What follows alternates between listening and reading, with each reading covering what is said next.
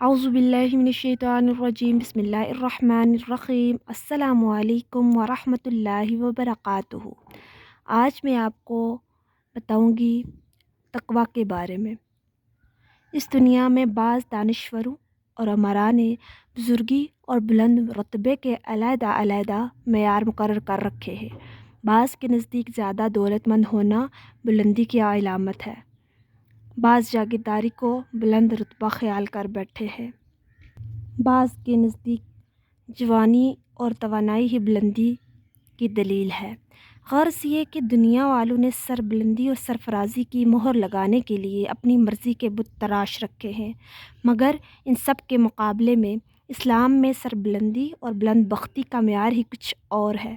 تاہم رب تعالی نے ارشاد فرمایا، بے شک اللہ کے نزدیک سب سے زیادہ بلند اور اونچے مرتبے کا حقدار وہی ہے جو خدا سے ڈرتا ہے۔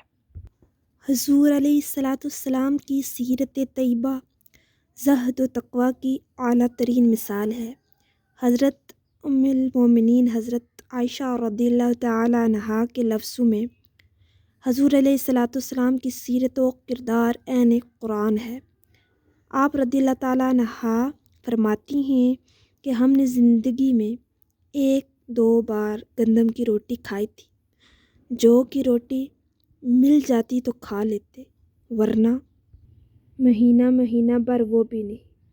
صحابہ کرام رضی اللہ تعالی عنہم نے سیدہ کائنات حضرت عائشہ رضی اللہ تعالی عنہا سے پوچھا، آپ کیا تناول فرماتے تھے؟ فرمایا، کھجوریں کھا لے، اوپر سے پانی پی لیا۔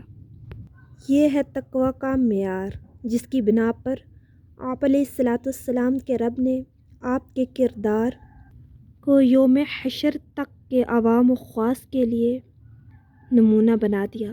آپ علیہ السلام کے صحابہ کرام رضوان اللہ علیہم اجمعین بھی آپ علیہ السلام کے ہی راستے پر تھے۔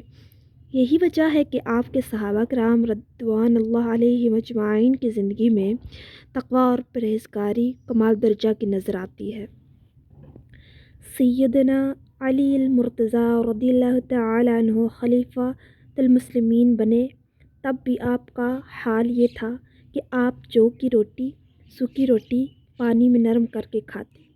کئی مرتبہ پورا دن کھانے کو کچھ نہ ملتا، مگر بیت المال کو ہمیشہ عوام کی امانت سمجھا اور اپنی ذات پر کچھ خرچ کرنا گوارا نہ کیا۔ آپ رضی اللہ تعالی عنہ سے ایک مرتبہ صحابہ کرام کی ایک جماعت نے پوچھا، اے امیر المومنین، تقوی کسے کہتے ہیں؟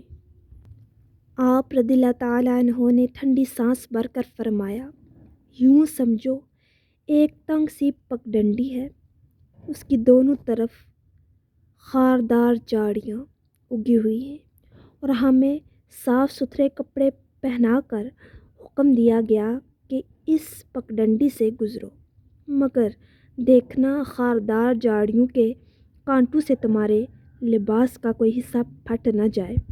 یہی حال ہمارا ہے کہ ہمارے سروں پر ذمہ داریوں کا بوجھ لاد کر مشکل اور دشوار گزار راستے سے گزرنے کا حکم دیا گیا ہے، مگر ساتھ ہی کہہ دیا گیا ہے کہ دیکھنا تمہارے قدم پھسل نہ جائے، تمہارا دامن آلودہ نہ ہو جائے، اور زندگی کے اس سفر میں کسی قسم کی ٹھوکر نہ لگنے پائے۔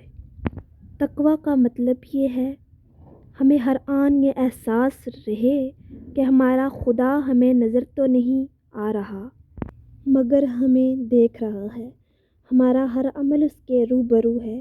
جب یہ احساس دامنگیر ہو جائے کہ میرا خدا مجھے دیکھ رہا ہے، یہ احساس ہوتے ہی انسان کا دل لرز اٹھتا ہے کہ کہیں میرا خدا مجھ سے خفا نہ ہو جائے۔